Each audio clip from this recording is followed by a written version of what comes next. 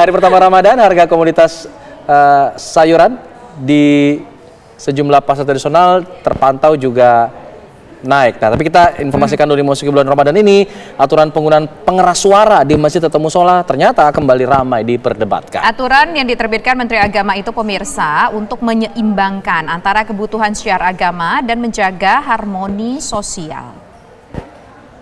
Rampung traweh tadarusan, bahkan sampai pagi. Memasuki bulan suci Ramadan, aturan penggunaan pengeras suara di masjid ataupun musola yang diterbitkan Menteri Agama kembali diperbincangkan.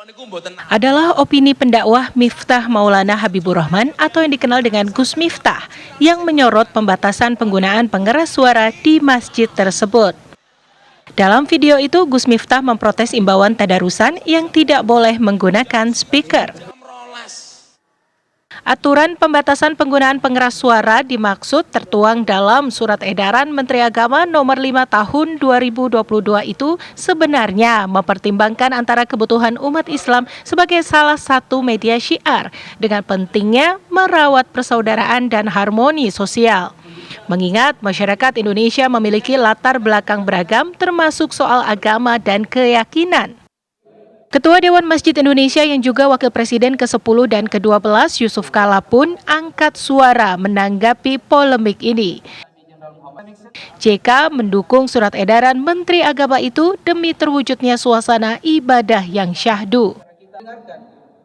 Ya, sejak dulu juga kami di Dewan Masjid DMI itu mengharapkan, mengatur itu bahwa saus itu keluar banyak diboleh dengan oleh azan dan juga pengajian awal yang jangan paling sedikit, hanya 5-10 menit, tidak boleh lebih dari itu supaya ada syahdu. Ini yang ibadah itu perlu syahdu. Kalau terlalu besar sound systemnya, banyak musik yang lain saling berhadapan. Jadi jangan antara masjid itu saling suaranya saling berhadapan, harus syahdu.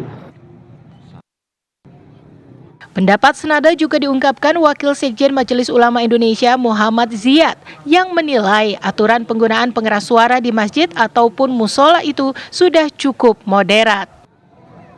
Ini saya kira aturan ini sudah sangat moderat sekali. Gunanya adalah yang pertama untuk mengatur suara masjid supaya jangan sampai suara masjid ini kemudian mengganggu kegiatan kaum muslimin yang lainnya di rumah masing-masing.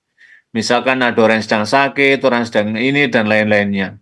Pak, bagaimana kalau misalkan tadarus semalam suntuk misalkan? Di aturan ini boleh, yaitu dengan menggunakan suara pengeras dalam. Termasuk dalam pengajian kegiatan keagamaan itu adalah menggunakan pengeras suara dalam apabila jamaahnya membludak sampai di luar baru dibolehkan penggunaan. Sudah semestinya jika syiar agama di tengah masyarakat juga mempertimbangkan terwujudnya ketentraman, ketertiban, dan kenyamanan bersama. Tim TV One mengabarkan.